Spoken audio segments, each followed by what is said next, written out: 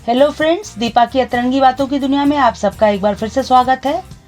दोस्तों, जैसा कि हम सब जानते हैं कि हमारे कर्म और हमारे सोच ही हमारे भाग्य के निर्माता हैं, तो इसी संदर्भ में आज मैं आपको एक कहानी सुनाऊंगी। यह कहानी है दो भाइयों की।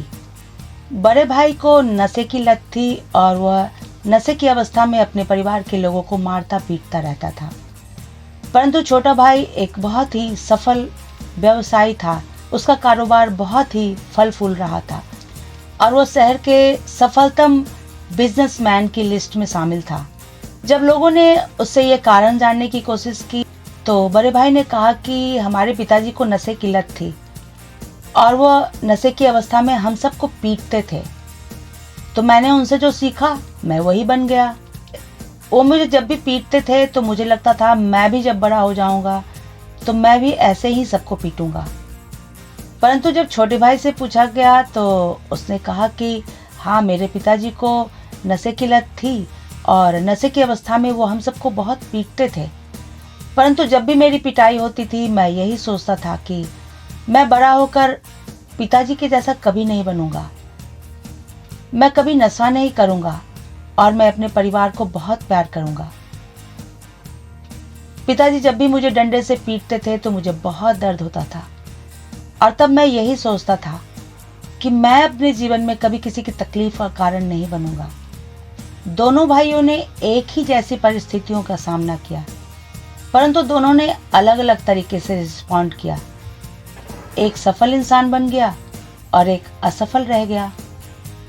दोस्तों, हम में से बहुत सारे ऐसे लोग होते हैं जिन्हें यह लगता है कि यदि उन्हें अपने जीवन में दुख मिला है तो दूसरों को भी दुख ही मिलना चाहिए। हमें से बहुत सारे ऐसे लोग होते हैं जिन्हें यह लगता है कि जो खुशियाँ उन्हें नहीं मिली वह भला दूसरों को कैसे मिल सकती है।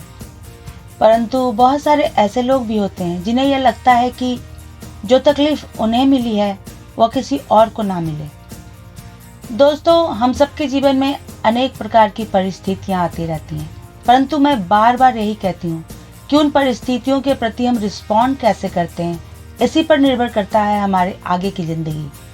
आज हम जो भी कर रहे हैं आने वाले समय में वही हमारा भाग्य बनकर, हमारा प्रारब्ध बनकर हमारे सामने खड़ा हो जाएगा।